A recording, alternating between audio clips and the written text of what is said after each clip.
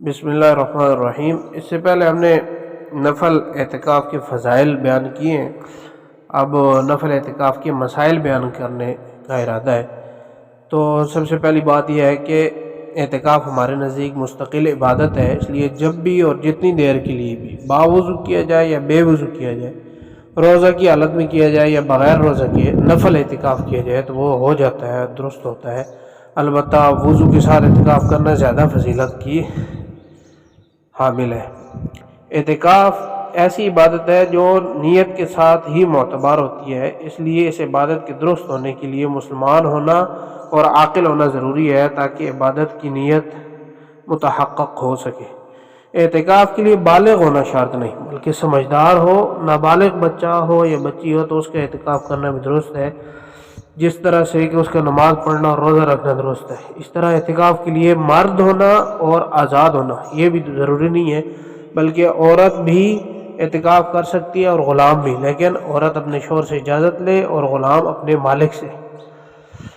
اعتکاف کے لیے دل میں نیت کا ہونا ضروری ہے، زبان سے مخصوص الفاظ کہنا ضروری نہیں۔ اور اعتکاف کی نیت کے لیے جس طرح دل میں یہ نیت کرنا معتبر ہے کہ وہ اعتکاف کرتا ہے، اسی طرح مسجد میں عبادت، تقرب اور ثواب حاصل کرنے کی دل میں نیت کرنا بھی کافی ہے،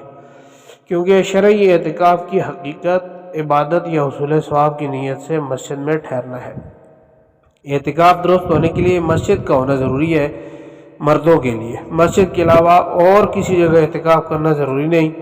اور امام ابو حنیفہ رحمۃ اللہ علیہ کے نزدیک عورت کا اعتکاف درست ہونے کے لیے یہ ہے کہ گھر میں جو جگہ مسجد بنائی ہوئی ہے، نماز کے لیے مخصوص کی گئی ہے، وہاں پر اعتکاف کرے، اور اگر پہلے سے مخصوص نہیں ہے تو جب اعتکاف کرنا ہے تو اس سے پہلے جگہ مخصوص کر لی جائے تاکہ وہ مسجد کے حکم میں آ جائے۔ نفلی اعتکاف ہر مسجد میں ہو سکتا ہے، خواہ وہاں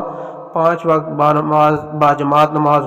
ہوتی ہو یا نہ ہوتی ہو۔ اعتکاف کیونکہ مسجد میں ہوتا ہے اور مسجد میں حیض اور نفاس والی عورت اور جنبی یعنی وہ آدمی جس پر غسل واجب ہو اس کا داخلہ منع ہے، اس لیے حیض و نفاس اور جنابت کی حالت میں اعتکاف جائز نہیں۔ البتہ اگر عورت اپنے گھر کی مسجد یعنی گھر میں نماز پڑھنے کی جو مخصوص جگہ ہے اس میں حیض و نفاس کی حالت میں کچھ وقت بیٹھ کر ذکر و عبادت کر لے تو اس میں حرج نہیں ہے، اور امید ہے کہ اس کو نفلی اعتکاف کا ثواب حاصل ہو جائے گا، کیونکہ گھر کی جو مسجد ہے اس میں حیض و نفاس کی حالت میں داخل ہونا اور یہ جائز ہے، اور حیض و نفاس کی حالت میں ذکر اور تسبیح بھی منع نہیں ہے۔ نفلی اعتکاف کے لیے کوئی وقت اور مدت مقرر نہیں، اس لیے نفلی اعتکاف رمضان اور غیر رمضان اور رات اور دن جس وقت چاہیں اس وقت کر سکتے ہیں، چاہے تھوڑے وقت کے لیے کیا جائے چاہے زیادہ وقت کے لیے کیا جائے، اور روزہ رکھنا بھی اس کے لیے ضروری نہیں ہے۔ نفلی اعتکاف اس طرح بہت کم وقت کے لیے کیا جا سکتا ہے، اس طرح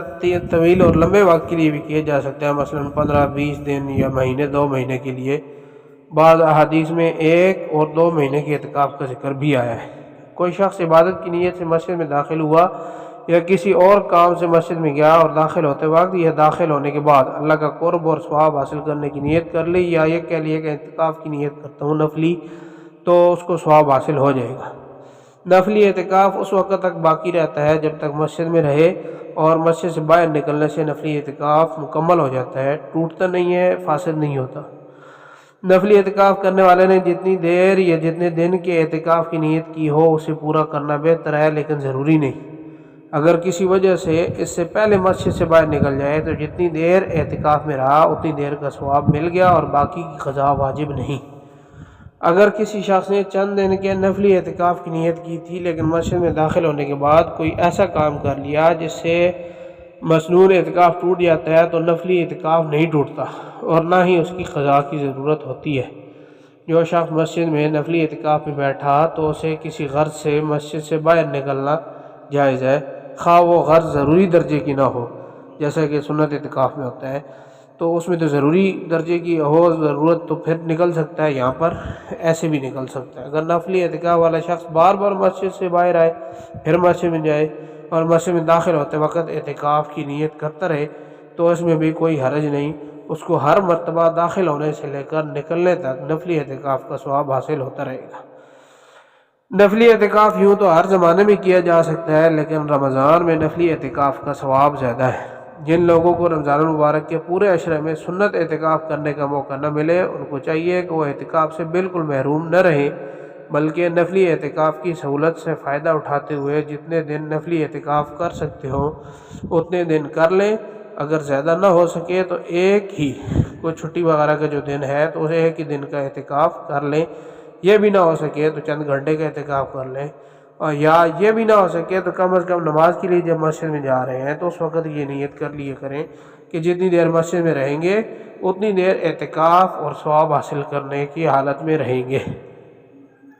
तो नफली एतिकाफ़ ऐसा आसान अमल है कि उसको अंजाम देने में न ज़्यादा वक्त लगता है, न मेहनत करनी पड़ती है, और मुफ्त में एतिकाफ़ का सवाब मिल जाता है। सिर्फ तवज्जो और नीयत की बात है। इसका तकाज़ा तो यह है कि ये आदत बना ली जाए कि जब भी किसी वजह से मस्जिद में दाखिल हुआ करें तो एतिकाफ़ और हुसूल सवाब की नीयत कर लिया करें। औरत अपने घर के अंदर नमाज़ पढ़ने वाली जगह में नफली एतिकाफ़ कर ली हो तो उसके लिए नफली एतिकाफ़ के वही अहकाम है जो मर्दों के लिए मस्जिद में नफल एतिकाफ़ के अहकाम हैं।